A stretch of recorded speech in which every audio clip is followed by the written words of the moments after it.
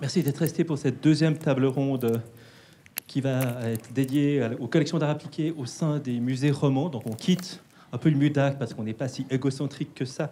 Ça nous intéresse beaucoup aussi de connaître nos collègues, de connaître leurs questionnements, leur méthodologie et d'échanger avec eux. Donc je suis ravi d'accueillir Claire Fitzgerald, qui est conservatrice en chef du musée Ariana, musée suisse de la céramique et du verre à Genève. Bienvenue. Merci. Madame Estelle Fallet, conservatrice en chef du domaine horlogerie, émaillerie, bijouterie et miniature au musée d'art et d'histoire de Genève.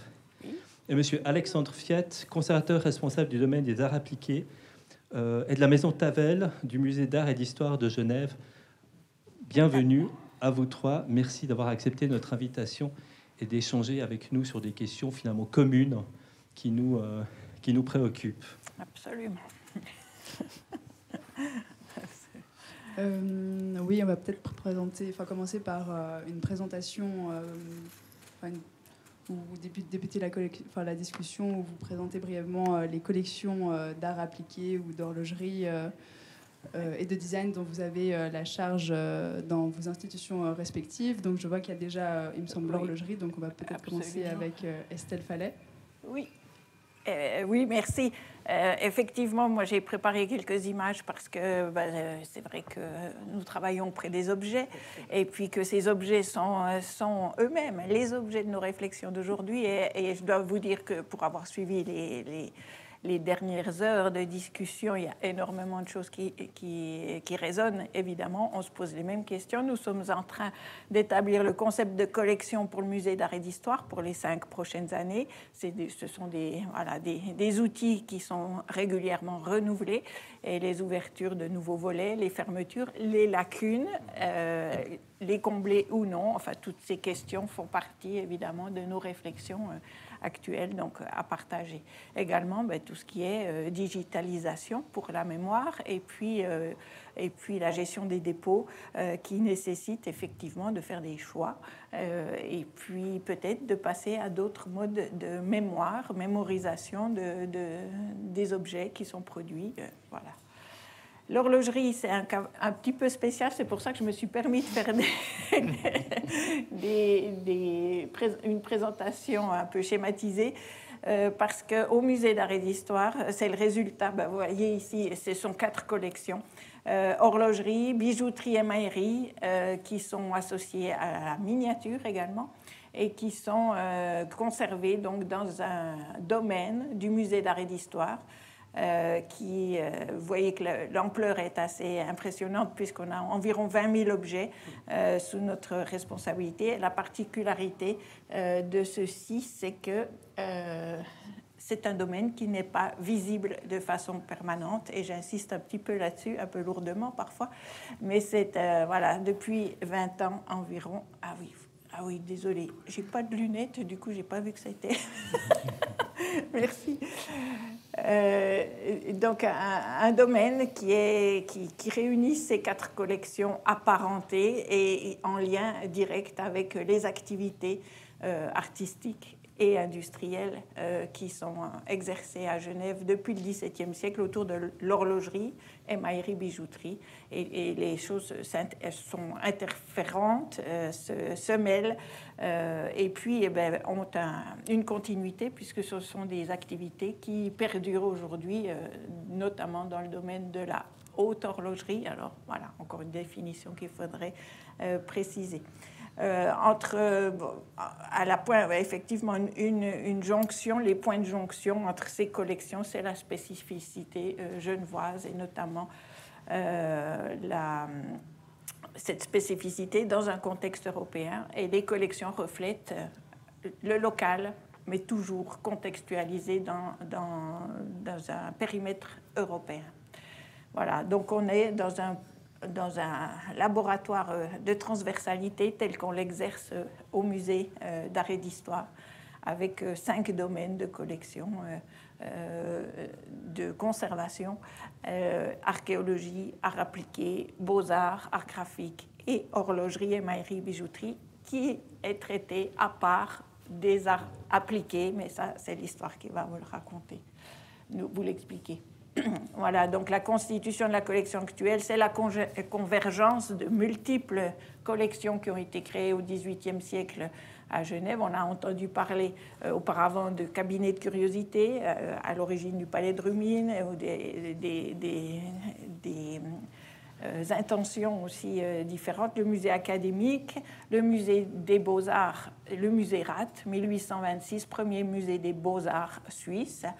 Et puis ce conservatoire industriel dont Isaline a parlé également, et l'adossement, enfin oui, la manière dont les collections ont été adossées à des institutions de formation, des écoles d'horlogerie, écoles des arts industriels, écoles d'art appliqué à l'industrie, écoles de dessin spécial, etc., etc.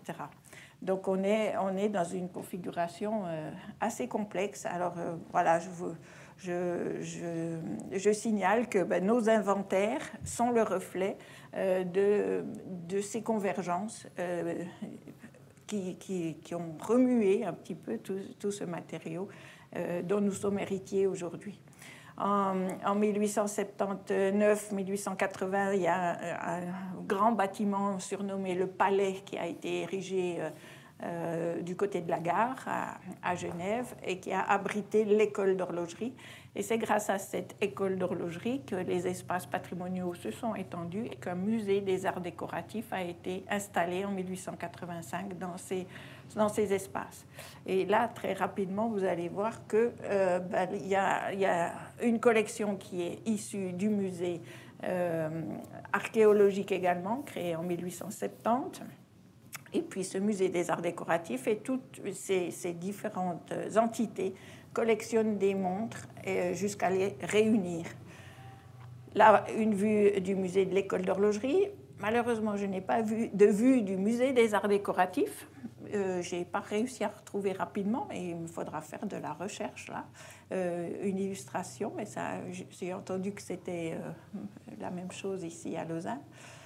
Les montres du musée d'art et d'histoire, donc le musée archéologique qui collectionne des métaux, plutôt les produits qui ont été façonnés par l'homme, et puis du coup les montres font partie. Alors ça rappelle la montre, objet utile et décoratif, puisque la décoration intervient dès le XVe siècle, XVIe siècle dans la confection des montres. Ornements, parures, voilà, ça le fait dévier de cet objet utile. Et puis la collection donc, du musée des arts décoratifs. Je vous montre un exemple et ça va vous faire sourire parce qu'évidemment c'est quelque chose qui nous fait, enfin qui résonne. George Hans, premier directeur, lui-même émailleur, graveur, multi-casquette, qui devient directeur du musée des arts décoratifs et qui écrit ici en 1907 deux montres. Voilà, il fait du tri dans les collections. Ces deux montres ont été mises en vitrine lors de la fondation du musée des arts décoratifs en 1985, sans numéro d'ordre, point d'exclamation. Il m'est impossible de me rappeler leur provenance. Et du coup, voilà, nous on marque provenance inconnue.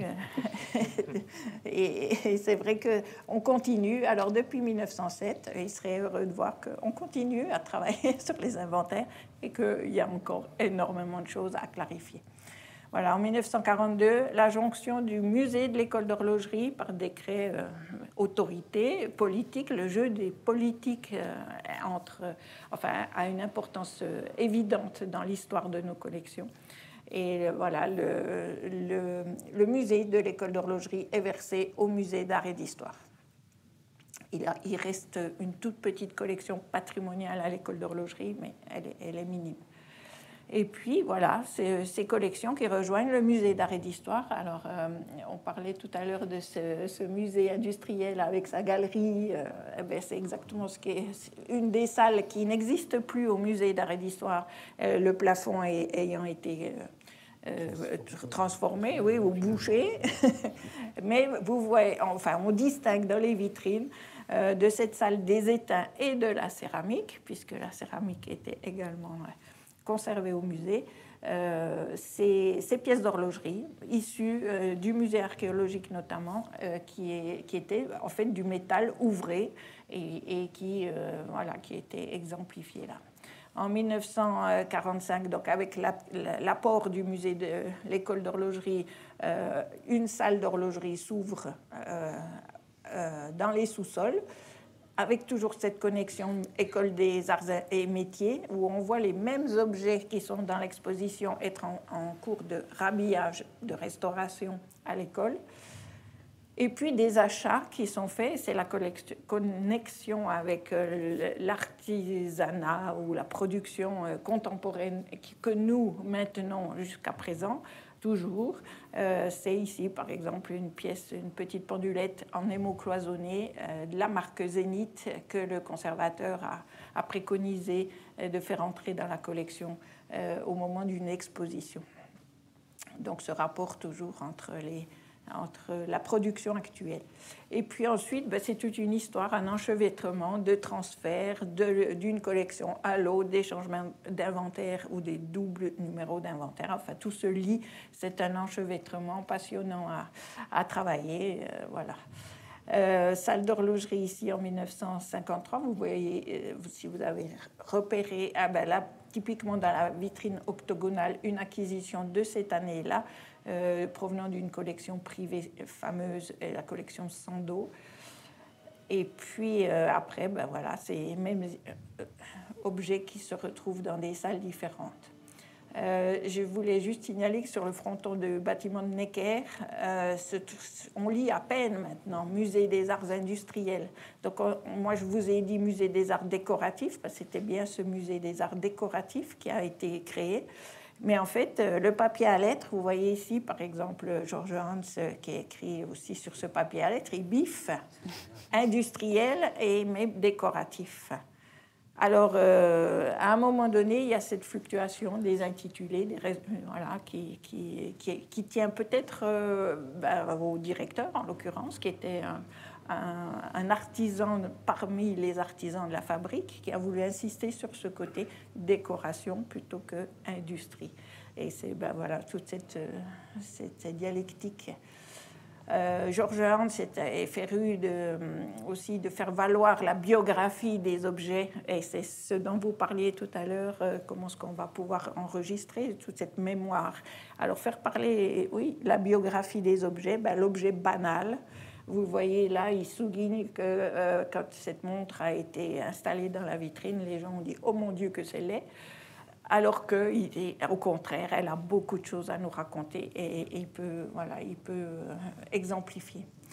La connexion avec l'industrie ou la pratique des arts appliqués à l'industrie à Genève, elle se fait aussi, elle se lie quand le politique, encore une fois. En 69, on est à la veille du passage de l'horlogerie mécanique à l'horlogerie électronique. Le milieu horloger se préoccupe de sa mémoire et de la transmission de ses métiers et de ces fameux métiers d'art qui sont valorisés aujourd'hui, mais dans un créneau haut de gamme. Et là, la préoccupation, donc le conseil administratif préconise un aménagement d'un musée de l'horlogerie, mais musée de la fabrique et des émaux de Genève. C'était très focalisé Genève, la fabrique, le savoir-faire local. Et malgré le fait que les objets étaient déjà réunis dans un contexte beaucoup plus large et à visée comparative, démonstrative, didactique, évidemment.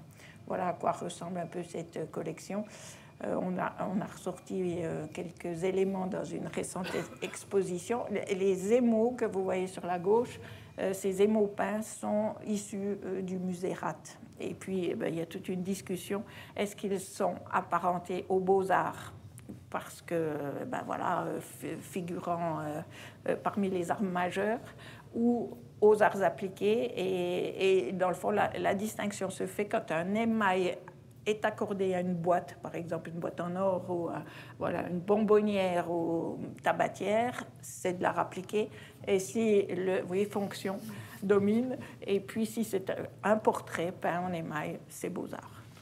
Donc voilà, alors il y a des discussions infinies sur la répartition de ces objets. Voilà. Et puis après, c'est vrai que de la même façon que le MUDAC s'est intéressé au design, alors effectivement, on est toujours en contact avec ce design moderne et contemporain. Et mon prédécesseur, Fabien Sturm, avait commencé à initier une collection de montres-bracelets.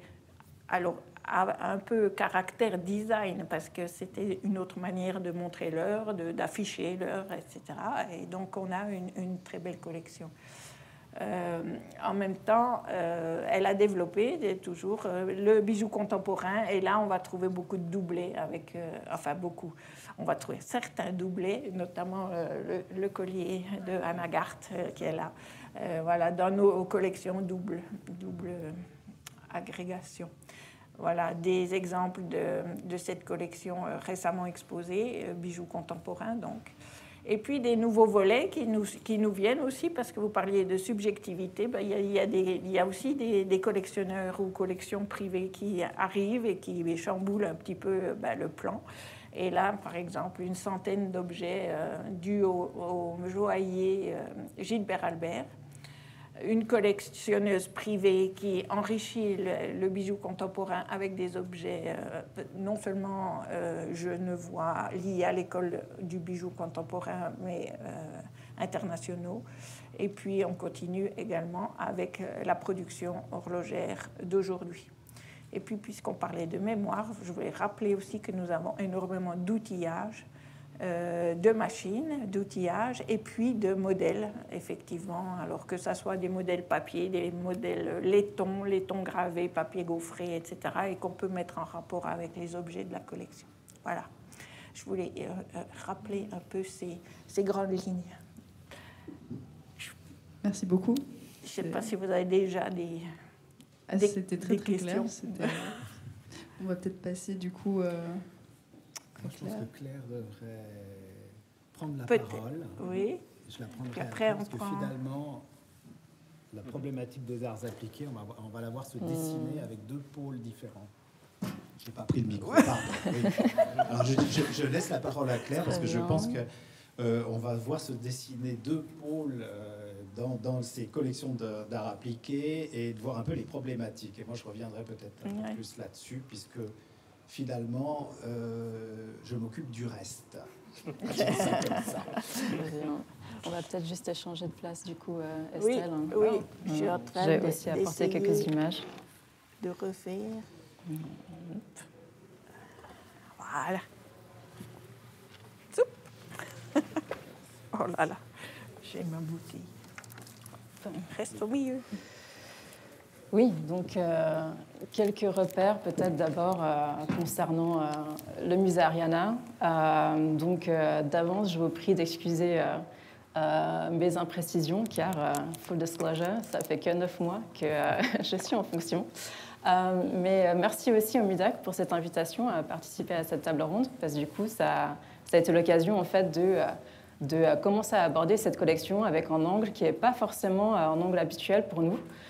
Donc le musée Ariana, pour ceux et celles qui ne le connaissent pas encore déjà, a été ouvert au public en 1884.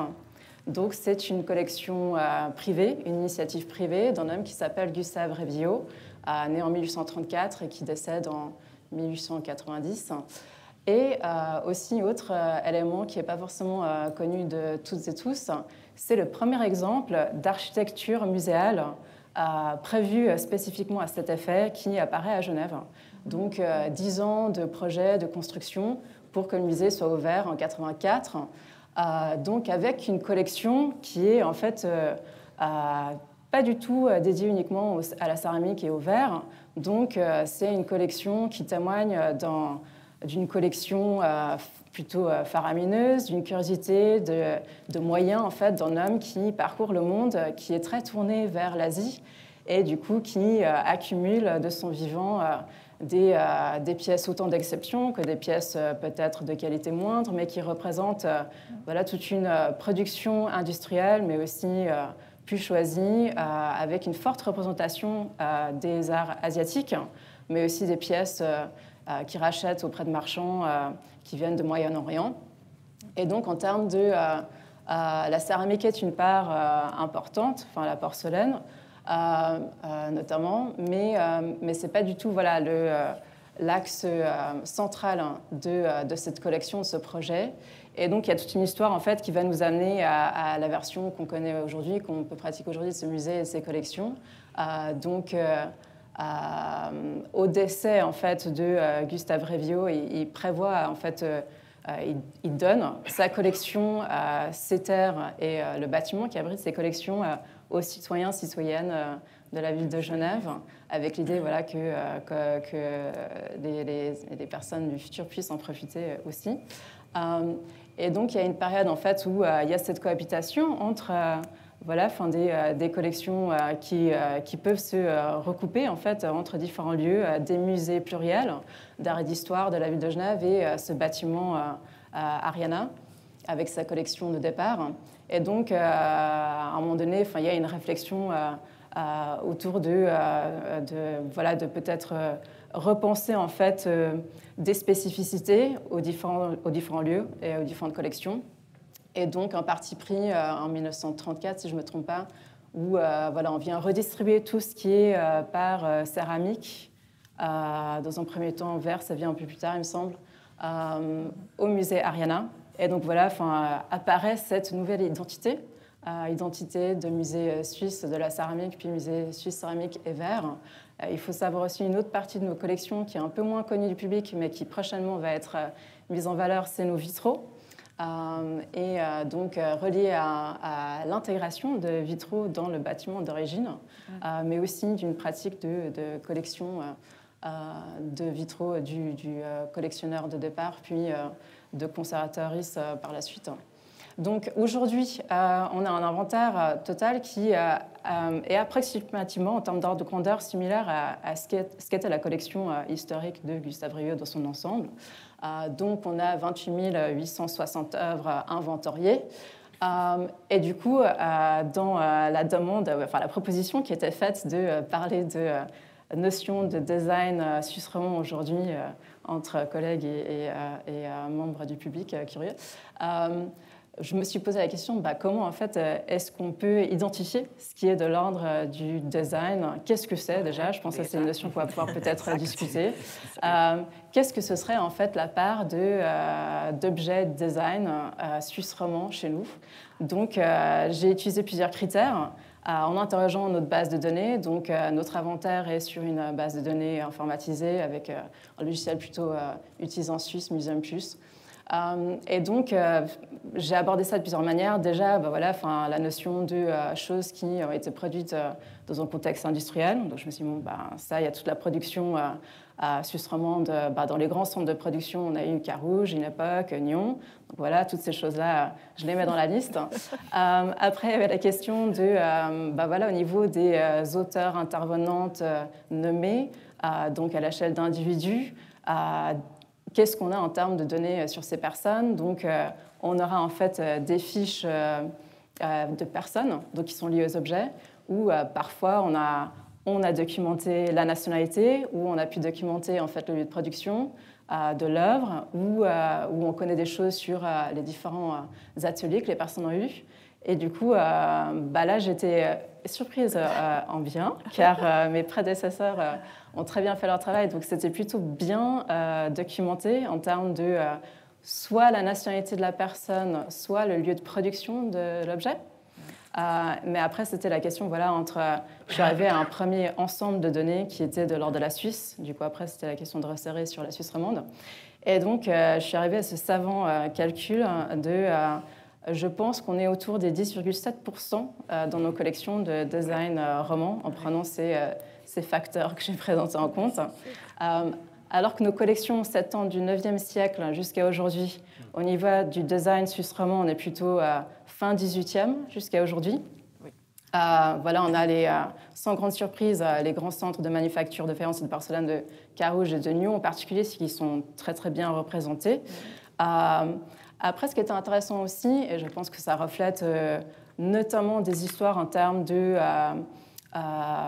personnes inscrites dans les formations des écoles d'art industriel, art décoratif de la région. Ce qui est intéressant aussi, c'est qu'on voit, au final, on a une majorité de femmes au niveau des individus auteurs-intervenantes dont on a des objets, notamment des choses qui ont été achetées directement auprès en fait, des écoles lorsque les personnes étaient encore en formation.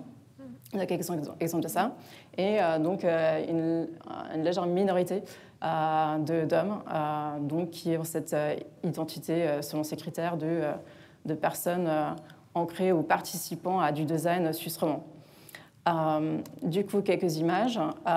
Donc voilà, du côté plus manufacture historique, on a un certain nombre de pièces du coup, de la faïencerie Blavignac.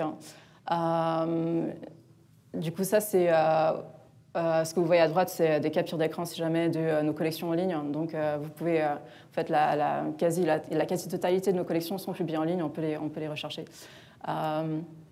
Voilà, on voit aussi que on a pas mal de choses de la manufacture Bellon, donc qui est liée à Carouge, mais qui a aussi, il me semble, des liens avec, qui a des liens avec Nyon, de par en fait son fondateur.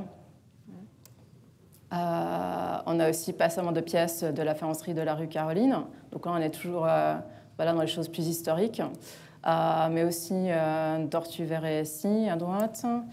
Voilà, donc le plus grand ensemble, c'est Manufacture de Nyon, en effet. Après, voilà, on n'est pas les seuls à collectionner ce genre de choses. Il y a évidemment le château de Nyon, mais aussi nos collègues du Musée national suisse, notamment Prangin, qui ont passé un moment de pièces dans la collection qui témoignent de ce moment-là dans l'histoire du design, vraiment.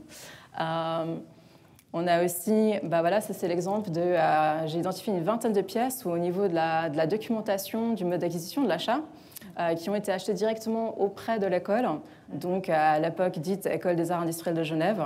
Entre les exemples les plus anciens de cette vingtaine de pièces, l'exemple le plus ancien date de 1891 en termes de date d'achat, le plus tardif 1904. Et du coup, voilà, je vous ai sorti quelques exemples. On a deux pièces d'une personne identifiée comme étant Anne Dupia, une de Anne Coquillot, et à droite, superposés deux exemples d'une personne s'appelant Alice Mittendorf. Donc là aussi, une prépondérance d'étudiantes femmes. Après, voilà, on a encore ce qu'on voit dans nos collections, c'est aussi l'importance aujourd'hui, toujours, des écoles, les organes de formation par rapport à la production céramique suisse romande. Donc là, par exemple, on a cet ensemble de l'artiste Magdala Gerber, donc originaire de Suisse allemande, mais qui en fait dirige le Charco, donc Centre d'expérimentation et de recherche de céramique contemporaine à la Aide depuis pas mal d'années, et du coup qui a été au contact et a impacté beaucoup de personnes qui ont choisi de soit suivre une formation, soit réaliser des pièces ou effectuer des résidences au Charco. Du coup, voilà, on voit qu'il y a aussi en fait ces espaces de déplacement, de porosité-là. En fait, c'est pas uniquement des personnes qui sont originaires de la région, qui viennent colorer en fait ce qui est produit dans cet espace. On a aussi une autre typologie qui se dégage, qui est plutôt bien représentée chez nous, qui est en fait cette mode pour les assiettes commémoratives. Et du coup, ça, c'est un gros pan de la production carougeoise.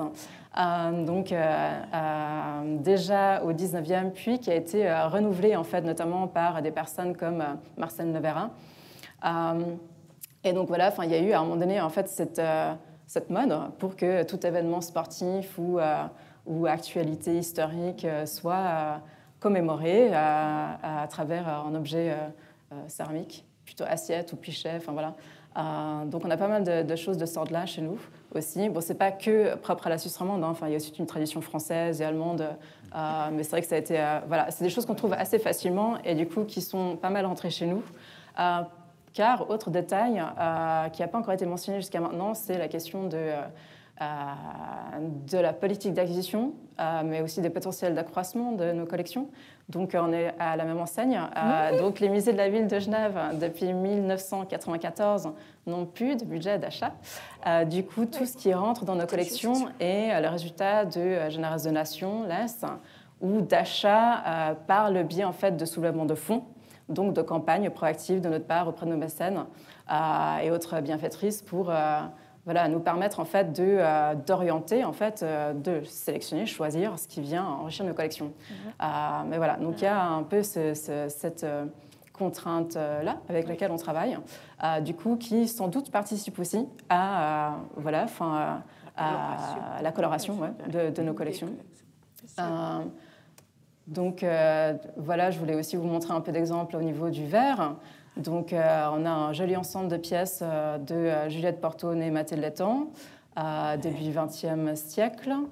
Voilà, un des grands ensembles qu'on a, je dirais le plus grand ensemble qu'on a d'une seule personne au niveau de la Suisse romande. Donc là, on est à première moitié, juste post-guerre, c'est Paul-Ami Bonifa. Donc qui, en fait, et là c'est intéressant aussi au niveau de la circulation, donc qui est né à Seattle et en fait qui vient s'installer en temps à Genève et après qui repart encore à Ferney-Voltaire, si je me trompe. De l'autre côté de la frontière, voilà. Donc il y a voilà, aussi la Suisse romande est un lieu de circulation et donc Paul-Ami Bonifa, on a la chance d'avoir non seulement un nombre conséquent de ses pièces, mais aussi en fait toute une collection de moules qu'on a reçues du fonds d'atelier. Et voilà, qui sont des choses qui n'ont été pas encore tant exploitées que ça jusqu'à maintenant. Voilà, autre figure qu'on retrouve pas mal dans nos collections au niveau roman, c'est Edouard Chapala, aussi Paul-Louis Agassiz, la poterie d'Armanica avec différentes étapes au niveau des créateurs-créatrices qui contribuent au décor ou aux formes de cet atelier. Jean-Claude de Crouzat. Donc, j'ai essayé de mettre les choses plus ou moins chronologiquement, on avance dans le temps. Après, voilà, une autre figure très, très importante au niveau aussi notamment de formation, de transmission sur plusieurs générations, c'est Philippe Landercy, mais aussi Setsuko Nagasawa, donc céramiste japonaise, mais qui s'installe et qui est une personne formatrice en Suisse romande. Au niveau du verre, là aussi, on a en fait des personnes qui ont des parcours internationaux, mais qui, à un moment donné, viennent impacter le paysage roman. Donc, il y a notamment le duo en fait, de verriers Monica Guggisberg et Philippe Baldwin. Donc, l'une originaire de Berne, l'autre de New York. Ils ont eu toute une longue période en fait, avec leur atelier à Nanfou, pas seulement de pièces qui sont entrées dans nos collections. Et maintenant, ils sont repartis depuis au Royaume-Uni. Donc, voilà, en termes de ce que moi, je viendrais en fait recenser comme étant roman de leur part, du coup, c'est les choses de la période Nanfou, mais ça, c'est toujours discutable, sans doute. Et un autre exemple au niveau du verre, Thomas Blanc, donc, qui est peintre d'ici à Payerne, qui lui aussi, au niveau de son parcours, est passé par les États-Unis. Dans les choses, parce qu'il y avait pas mal de choses qui témoignaient plutôt de la première partie du XXe ou de la période post-guerre, on a aussi des choses un peu plus post-modernes au niveau de la forme, comme cette théière isolée de Mireille Roy, c'est la seule pièce qu'on ait d'elle. Je ne sais rien de cette personne, mais ça m'a intriguée. Et des choses plus récentes, on a des pièces de Caroline Andrin qui me semblaient aussi plutôt bien représentées chez vous. Et qui, ça, c'est des pièces plutôt anciennes d'elle d'ailleurs. Maintenant, elle est dans des pratiques qui sont peut-être plus éloignées du design que ces pièces-là. Donc voilà, il y a tout ce mélange des codes et ce brassage que chez nous, on peut lire à travers des objets céramiques et verts, les vitrails. Le vitrail, je n'ai pas inclus, parce que du coup, ça me paraissait plus compliqué au niveau design à argumenter. Mais, voilà. Alors, vous avez vu avec la présentation de mes... On m'entend bien, là? Oui. Ouais.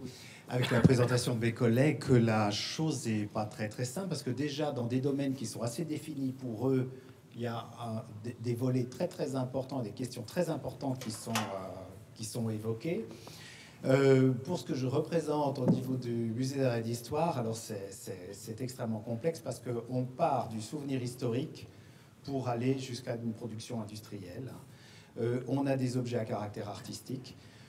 On se définit finalement par défaut, c'est-à-dire que ce qui rentre dans les arts appliqués ne sont pas des beaux-arts, ce n'est pas du dessin cabinet des estampes, hein, ce n'est pas de l'horlogerie, bien que ça en fasse partie. Ce n'est pas non plus de la céramique, parce que la céramique n'est pas dans ce domaine-là, elle a son propre musée. Et on va... c'est donc pas non plus de l'archéologie, c'est le reste. Alors dans ce reste, il y a énormément de choses, parce qu'on traite toute production d'objets qui peut être à caractère artistique, ou qui peut être un témoignage, ou qui peut être en lien à une personne. Ou un événement, ou un événement, fait historique. Ce qu'on va appeler souvenir historique. Voilà. Donc, entre un cauchemar en dinanderie et puis de l'orfèvrerie genevoise, il y a quand même une grande différence. Et moi, je m'interroge beaucoup sur la question de design et qu'est-ce qu'on réserve comme part au design dans tout ça. Parce que finalement, le mobilier, on a des exemples de mobilier étrangers, français, on a des productions locales, on a des productions de régions proches. On a également des choses qui sont avec des auteurs connus. Alors par exemple, on va avoir, et là peut-être que c'est là où on est plus proche de ce qu'on pourrait essayer de deviner dans le mot design, c'est tout ce qui se passe au niveau des ensembliers, à partir du début du 20e, la toute fin du 19e, où on commence à regarder les productions avec une vision sur la fonction, un regard sur le décor et l'absence de décor, avec des visées modernistes, et ça m'amène un petit peu plus aux réflexions sur le design. Sinon, j'ai envie de dire que tout est design, et si on prend la définition anglaise, le beau comprend le mot dessin et d'intention. Je pense à un grand ensemblier, on va l'appeler comme ça, de la fin du 18e, qui va importer le style Louis XVI, Jean Jacquet, importer le style Louis XVI à Genève. On a des dessins d'intention, justement, sur des boiseries, sur de l'ameublement, et ça fait déjà partie du design. Donc, ça nous amène à nous interroger sur ce qui nous lie, nous, à ce mot design, qui est quand même un mot assez récent, et sous lequel on a un peu des attentes. Donc moi, je devine des choses d'épure, je devine des choses de fonction, c'est un peu sous-entendu. C'est des choses aussi au niveau chronologie où on va dire qu'on est allé après la Première Guerre mondiale. Ça commence un peu avant, les intentions, mais disons qu'on est là-dedans. Et donc, quid de la production, par exemple, moto-sacoche, voilà, ça c'est du design quand même. Est-ce que ça rentre là-dedans ou pas? Est-ce que si on avait fabriqué ce type de choses-là à Lausanne, est-ce qu'on l'aurait dans ce musée ici ou dans un autre? C'est toutes ces questions-là qu'il faut se poser. Et je pense que ça, c'est la richesse du discours. Hein. Voilà. Alors, des choses saillantes aussi, peut-être pour les arts appliqués, il y a une collection de textiles, c'est assez important. C'est une collection qui a été faite à la fois par des hommes et par des femmes avec des intentions différentes. Il y a parfois des... Voilà, ça donne des profils de collection. Et on a des collections qui sont genrées. Très longtemps, elles vont l'être. D'autres choses, on a absorbé un musée d'instruments de musique. Voilà, c'est pas rien. Ça rentre dans les arts appliqués. Voilà, il y a des choses qui sont parties complètement, il y a des parties de collection qui sont parties du côté de l'ethnographie. Quand je parlais tout à l'heure du design industriel, il y a des parties de collection qui se sont faites et qui se sont générées au niveau de l'ethnographie pendant certaines périodes des années 70 à 90, où on a eu un témoignage de la production locale. Les cuisinières Le Rêve, des choses... Elna aussi, voilà. Mais par exemple, au musée d'art et d'histoire, nous n'avons pas l'Elna Lotus, qui est l'exemple même du design. Quand il sort, cette machine à coudre est recarrossée par Raymond Lévy. Elle rentre tout de suite au musée au MoMA. Ouais. Et nous ne l'avons pas. Voilà. Donc, des carences et des choses qui vont venir. Alors, il y a bien sûr, il y a des intentions d'enrichissement. Et puis, le regard sur la collection et son profil a amené justement des productions relativement récentes de design, qu'on peut assimiler au design ou au décor intérieur, qui sont rentrés dans les collections. Voilà. Alors ça sera à poursuivre, bien sûr. Je pense qu'il faut ouvrir la discussion, là. Oui, merci à vous trois pour les présentations précises que vous avez faites, chacune et chacun de vos institutions et départements. Peut-être justement une question qui m'intéresse, c'est que le musée de l'Ariana, vous êtes aujourd'hui aussi un changement de direction. Vous l'avez dit vous-même, vous êtes arrivé il y a 9 mois, donc il y a aussi un changement lié à la conservation au sein du musée. On sait que le musée d'art et d'histoire a le projet du nouveau musée. Il y a un nouveau directeur depuis quelques années. Comment se manifeste à l'interne aussi ce changement peut-être de perception par rapport à vos disciplines respectives, par rapport à justement leur valorisation, leur enrichissement, leur réorientation, parce que nous, c'est aussi ce qu'on se pose. On est arrivé à plateforme 10, c'est le bon moment pour se demander aussi, voilà, qu'est-ce qu'on fait maintenant?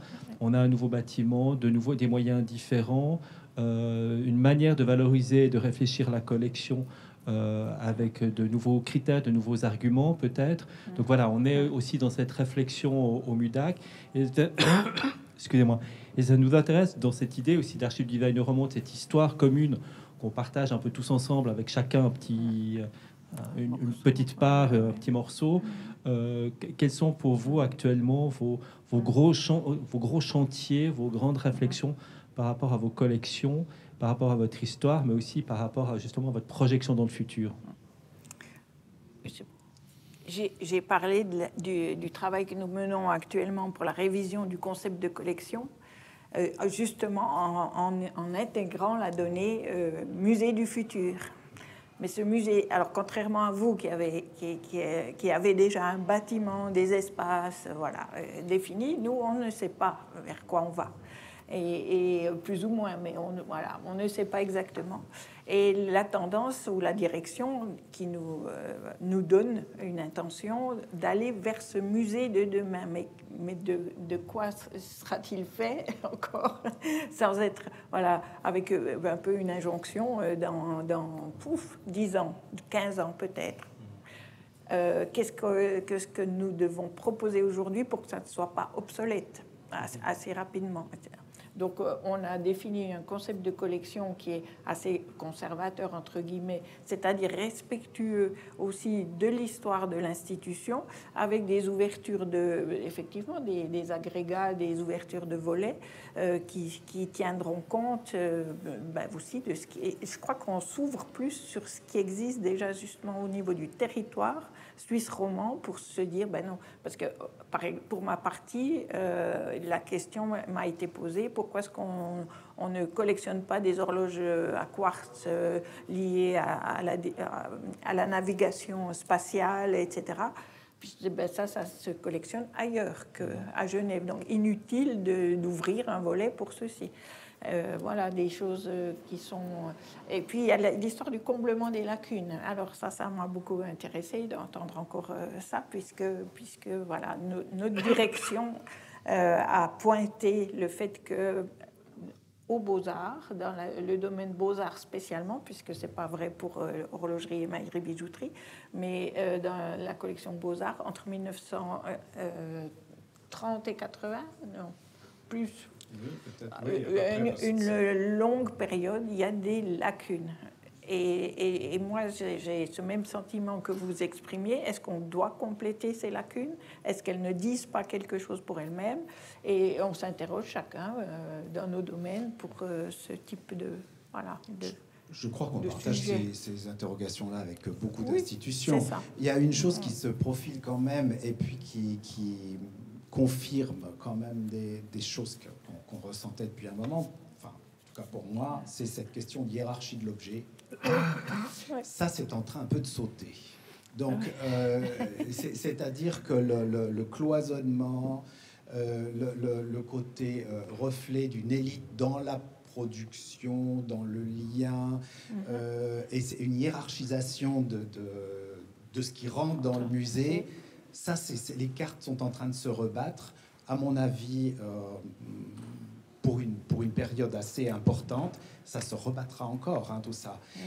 Mais je m'aperçois que des objets que j'ai pu avec plaisir voir rentrer, qui semblaient qu'il fallait défendre énormément, prennent une place dans les expositions maintenant. Ça veut dire que le potentiel d'un objet, il est à considérer quand il rentre dans la collection.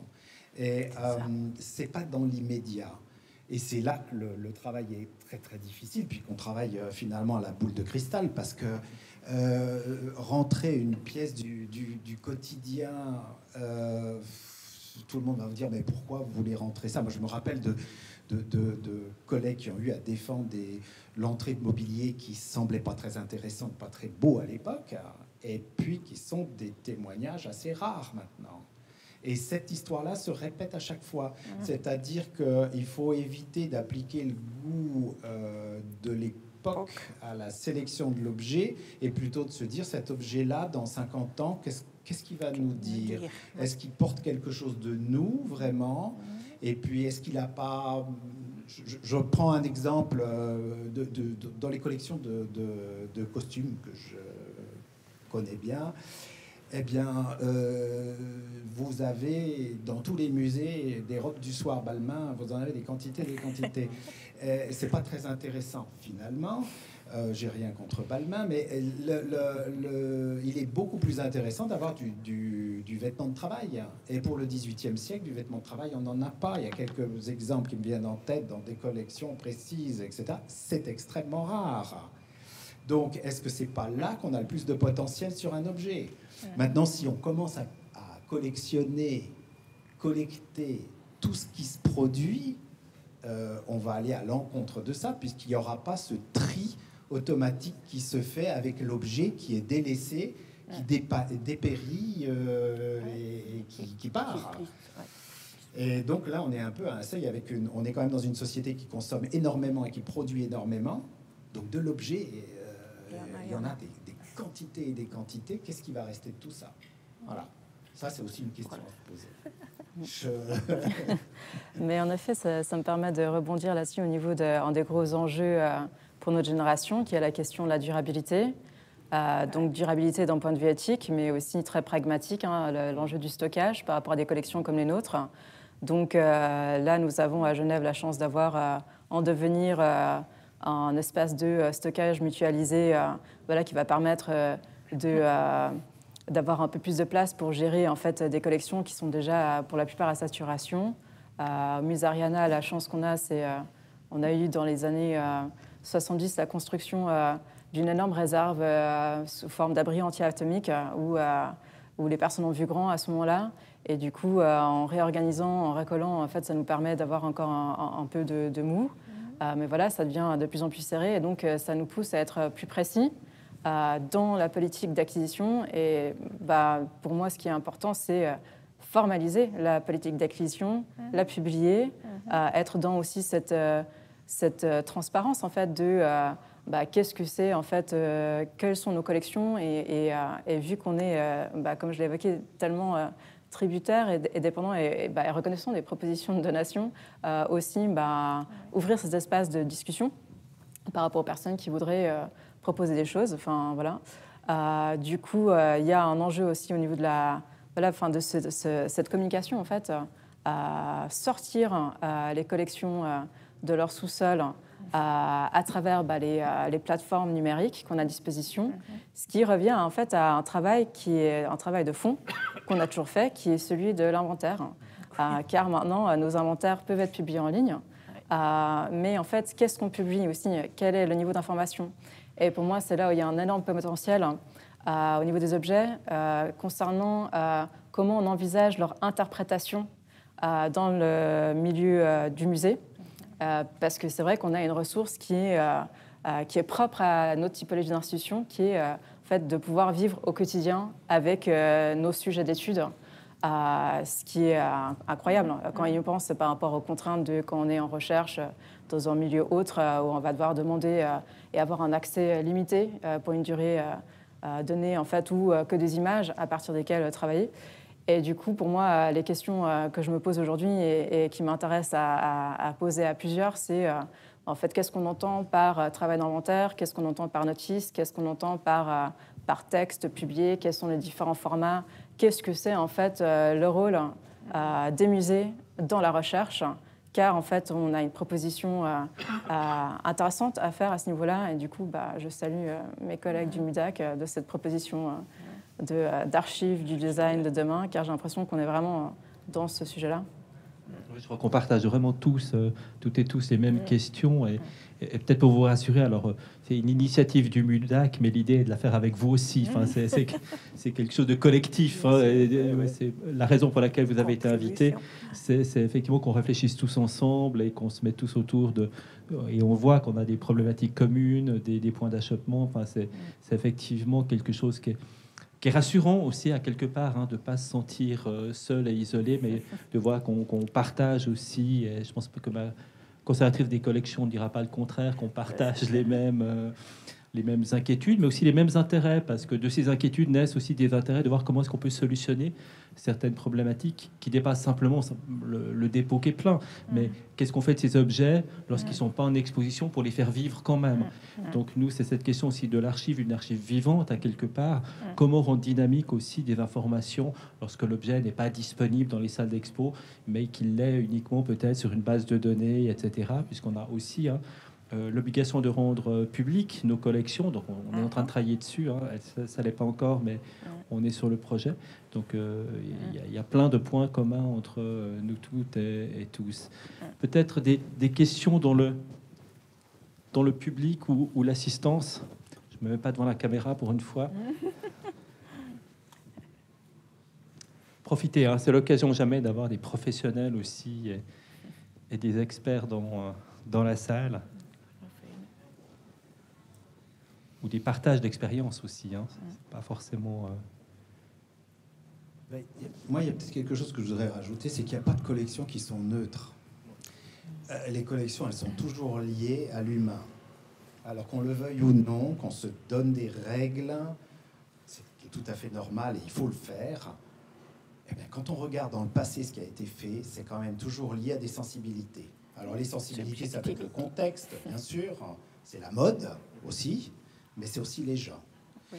Donc, est-ce qu'il faut accepter ça? Est-ce qu'il faut lutter contre? Je reviens là-dessus parce que c'est le cas de Genève qui est assez particulier. Les collections, en fait, dans cette bonne république depuis 1536, elles sont faites par des gens qui donnent des choses. Et quand bien même on évoquait le fait qu'on n'a plus de crédit d'acquisition, il y a eu un moment où la ville avait un crédit d'acquisition et il y avait une certaine maîtrise, mais qui était discutée en commission, qui réunissait des jeunes voix. Pas obligatoirement que des gens de l'institution. Toutes les collections sont le fait de partage pour le public et de gens qui vont donner. Et nous avons des fonds d'acquisition. Nous avons des fonds qui sont des dons. À l'origine, ce sont des capitaux investis et les revenus sont destinés à tel ou tel pan de collection. Ça, c'est défini par les donateurs. Donc, on est vraiment à Genève, en tout cas, c'est important de le souligner, ce sont des collections de dons. Et même encore maintenant, c'est ce qui est majeur.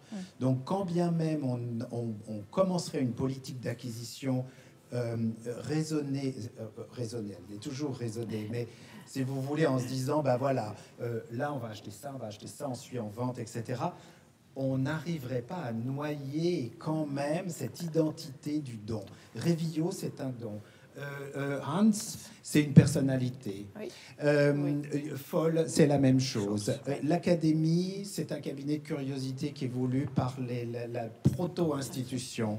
Oui. Vous avez tout ça qui est réuni comme ça dedans et vous avez un reflet complet de ce qu'est cette micro-société genevoise, en fait. Donc, voilà, ça, c'est l'identité de la collection. C'est pas il faut préciser ça parce que, par exemple, dans d'autres pays, les collections sont faites par le fait qu'on a pris des collections, on a fait préemption sur des collections liées au pouvoir, que ce soit religieux ou au pouvoir d'État. Donc ça donne d'autres profils. Si vous pensez à l'Italie, si vous pensez à la France, vous avez d'autres profils de collection. À Genève, vous n'aurez jamais la même chose. Voilà. Donc ça, c'est important. Et je pense que la question qu'on se pose maintenant, et tous, et que vous posez ici, en fait, elle va teinter la collection et on n'est pas dans la neutralité. Donc il faut l'accepter, à mon sens. Hein. Voilà.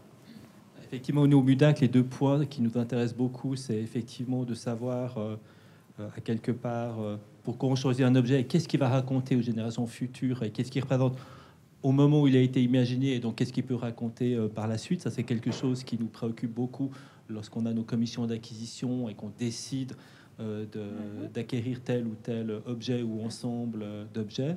Moi, ce qui m'a beaucoup intéressé, c'est lorsque vous avez parlé du costume, par exemple, de travail. Je trouve que l'exemple est extrêmement intéressant parce que on passe souvent à côté d'un musée de design, hein, pour prendre le terme dans son sens très très large. On passe souvent à côté de ces objets du quotidien, de la banalité du quotidien, on dirait, mais qui sont effectivement des fois extrêmement intéressantes. On a de très rares exemples dans notre collection. On a une bouche d'égout dans notre collection. On a une hydrante pour l'eau pour les pompiers, qui est un projet d'étudiants de l'ECAL. Mais on a très peu de ces objets finalement qu'on ne regarde jamais, mais qui sont bel et bien issus d'une recherche ou d'une pratique de designer industriel, alors pur et dur. Hein, cette fois, on n'est pas dans la décoration, on est vraiment dans l'usage et la fonctionnalité, on va dire, du quotidien. Mais c'est vrai que peu de musées au monde, peut-être le Viennet peut se permettre effectivement des collections d'objets, on va dire, qui paraissent anodins, mais qui finalement vont raconter quelque chose aussi de notre époque. Mais qu'aujourd'hui, effectivement, vu les moyens d'acquisition aussi, effectivement, la question du choix aussi nous oblige effectivement à orienter, teinter de subjectivité de nouveau, hein, nos collections, qu'on le veuille ou pas. Après aussi, il y a les injonctions du milieu, puisque pour l'horlogerie et la bijouterie, les stratégies du milieu concerné, professionnel, milieu horloger, pour la sauvegarde et pour la transmission, et le fait que voilà, nos musées sont adossés à l'origine à des écoles et restent adossés à beaucoup, voilà, au milieu de la formation. Ça donne aussi une coloration tout à fait particulière, avec des intentions effectivement didactiques, de démonstration, etc. Donc on a aussi cet aspect-là à tenir en compte. Et c'est vrai que les liens entre les classes de céramique ou les classes d'émaillerie, qui donnent alors toutes les deux une visibilité à la femme en tant qu'artisane ou artiste, ça c'est quelque chose de particulier, effectivement. Et puis c'est vrai que moi ça m'intéresse de voir effectivement politique de la mémoire, les genres, etc., visibles ou pas visibles dans nos institutions. Ça c'est ce sur quoi on nous demande de travailler. Et puis en fait c'est vrai que dans l'horlogerie c'est pas si simple de visibiliser ces savoir-faire là. C'est la main de la femme dans l'horlogerie, elle n'est pas signée quelque part, hein, c'est invisible. Et puis, alors c'est là que le digital nous intéresse beaucoup. Et Diane a fait allusion tout à l'heure dans une visite de l'espace au projet Arc Horloger, par exemple, ou Watch Library, qui sont des plateformes de partage des savoirs et des savoir-faire. Et puis, en vue de leur transmission, de leur maintien déjà, de leur sauvegarde. Et puis, je crois que c'est Chantal Prodon qui a parlé de ces métiers d'art si importants et qui doivent survivre, nous survivre et être transmis. Et grâce au digital, on arrive à élargir au moins le partage de ces objets-là. Je prends juste l'exemple nous avons un atelier d'horloger carougeois qui est décédé en 1960. Sa famille a donné son atelier intégralement. Donc, il a été exposé pendant longtemps, pendant 25 ans au musée d'horlogerie et d'émaillerie de Genève, tel que jamais inventorié, jamais, mais voilà, déposé, transféré, transposé. Et puis après, voilà, ensuite, le musée d'horlogerie a fermé, tout a été versé dans des cartons réservés, et nous sortons actuellement tous ces objets pour les inventorier et les numériser pour en faire peut-être un objet de réalité augmentée, un cabinet reconstitué en 3D, mais grâce au digital. Donc ça c'est des ouvertures aussi. Ça influence notre métier quelque part de base, mais l'inventaire reste au cœur de... C'est une manière de rendre vivant justement cette archive en lui donnant une forme. Absolument, absolument. Alors, moi, j'ajoute que ce type d'objet aurait très bien pu se trouver à l'ethnographie. Absolument. Cet ensemble-là. Absolument. Voilà. Comme d'autres Donc il y a quand même ateliers. Il y a des choses un peu organiques Absolument. dans les collections et ça part comme ça suivant les... Oui.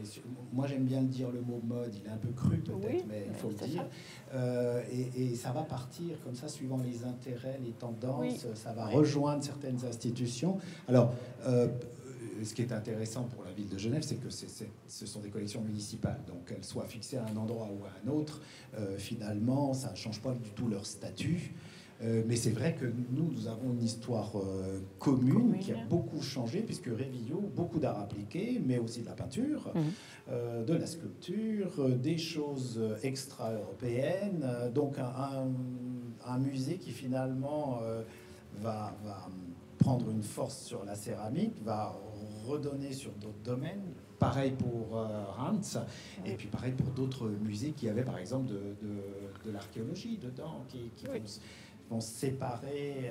Voilà. Donc ça, je trouve ça très très intéressant, mais ça nous donne absolument aucune réponse sur qu'est-ce que le design, quand même.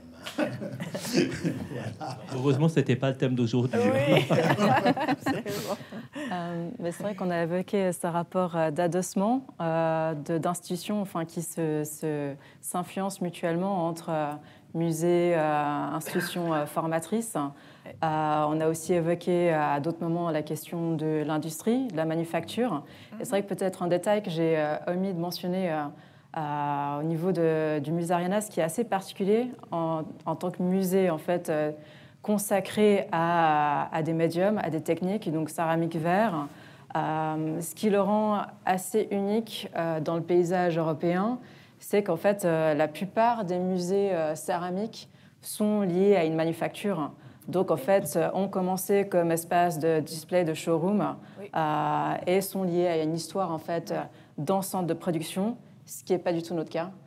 Mais après, voilà, on se retrouve, mine de rien, de par le contexte, le territoire, à avoir des ensembles qui reflètent de force au niveau de la formation, de force au niveau de la production, de la manufacture.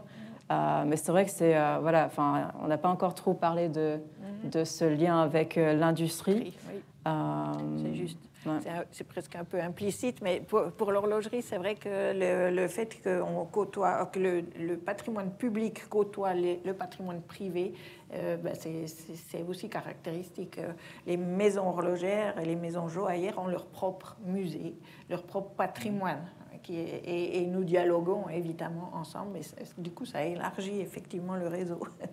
Mais c'est des problématiques oui, qui sont spécifiques, on va dire. Ça, c'est autre chose. Est-ce que pour terminer, est-ce qu'il y aura une dernière question, remarque dans l'assistance? Oui. Merci pour cette discussion très intéressante. Donc, je m'appelle Angela Benza, je suis conservatrice de l'espace horloger à la Vallée de Joux, un tout petit musée d'horlogerie voilà, au cœur d'une toute petite vallée, néanmoins grand lieu de l'horlogerie. Et je suis vachement très intriguée aussi par cette notion de design roman, parce que c'était vraiment intéressant de vous voir les trois parler de Genève, où on a l'impression qu'il y a quand même une réflexion qui est très engagée, qui s'entrecroise. Ça fait longtemps que c'est des institutions quand même qui dialoguent. Et je me posais la question, alors je sais que Marco est dans mon dos, du coup, il s'adresse aussi à lui autant qu'à vous. Est-ce que, pour le canton de Vaud, est-ce qu'on est dans ce cas-là? Parce que moi j'ai l'impression qu'on a quelque chose qui est très très éclaté pour parler vraiment même de design vaudois. Et la question de l'horlogerie, elle est particulièrement complexe parce qu'on doit effectivement faire de la diplomatie avec les manufactures. Donc même quand on a des dons d'archives, finalement, c'est de la négociation de savoir ce qu'on peut divulguer ou pas, ce qu'on peut montrer ou non. Donc ça, c'est un peu une question de est-ce que le canton de Vaud est prêt? La question s'adresse à moi, c'est ça? Oui. Alors, je pense que le canton de Vaud doit justement améliorer cette mise en commun. C'est la réflexion qu'on lance justement, c'est de voir, de mettre le réseau des collections, des archives, des méthodologies, des inventaires en réseau pour avoir un maximum d'informations. C'est un peu le vœu pieux du MUDAC qu'on essaie de lancer ou auquel on tente de réfléchir aujourd'hui, dans le design sous toutes ses formes. Alors nous, on va commencer principalement par le design industriel, mais ce qui veut dire qu'après, il y aura d'autres chapitres sur le design graphique, sur la mode, sur le bijou, etc. Mais on va donner des étapes. C'est un projet au long terme que le MUDAC se donne avec ça. Mais c'est évidemment une mise en commun. Oui, je pense que le canton de Vaud est prêt. Après, je reviendrai juste sur une formule sur le design vaudois. Le design vaudois n'existe pas. Il y a du design dans le canton de Vaud, comme il y a du design dans le canton de Genève, mais il n'y a pas de design genevois, il n'y a pas de design fribourgeois, vaudois, valaisan, etc. Il n'y a pas de design nationaux nulle part. Il y a du design dans les lieux dans lesquels ils sont produits. Il n'y a pas un style vaudois par rapport à un style genevois. Et c'est ça qui est intéressant, justement. Et c'est aussi parce qu'on est en Suisse romande sur un terrain particulier. On n'a pas choisi la Suisse romande par hasard. C'est que cette partie francophone de la Suisse a une histoire politique, économique, industrielle extrêmement particulière qui fait qu'on peut s'intéresser, parce qu'on aurait pu au MUDAC travailler uniquement sur le design dans le canton de Vaud, et puis ça doit arranger parce que c'est moins grand, et puis on aurait pris moins de temps. Mais je pense que d'aller sur la francophonie au sens large, sur la Suisse romande, c'est beaucoup plus intéressant parce qu'on partage des histoires communes et des dynamiques industrielles communes qui peuvent nous donner plus d'informations sur pourquoi aujourd'hui la scène du design, la scène de l'horlogerie, du bijou contemporain, etc., est si importante, florissante en Suisse romande. Et pour ça, il faut prendre un peu de hauteur, oublier son ego cantonal et puis plutôt réfléchir en matière d'un territoire plus large pour essayer de tisser des éléments de compréhension enrichissants, parce qu'il y a évidemment des échanges. On le voyait avec les collections de l'Ariana, on a beaucoup d'artistes communs, musée d'art et d'histoire aussi, donc c'est aussi de comprendre cette transversalité des collections, aussi de se dire, mais est-ce que finalement, est-ce qu'on a raison de collectionner les mêmes choses? Enfin, ça suscite plein de questions. Est-ce qu'il n'y a pas des compétences qu'on pourrait laisser à d'autres et nous, du coup, s'orienter vers d'autres choses? C'est évidemment ça qui nous intéresse aujourd'hui, sur lesquels il faut qu'on réfléchisse et qu'on se positionne. Mais c'est aussi pour ça qu'il faudrait sur la Suisse romande et pas uniquement sur le canton de Vaud, même si le canton de Vaud va faire partie, et toutes les institutions, qu'elles soient municipales, cantonales, vont participer ou devraient participer, parce que c'est finalement une réflexion commune et une transversalité des informations. Voilà. Donc rendez-vous dans 10 ans, à l'ouverture du musée d'art et d'histoire.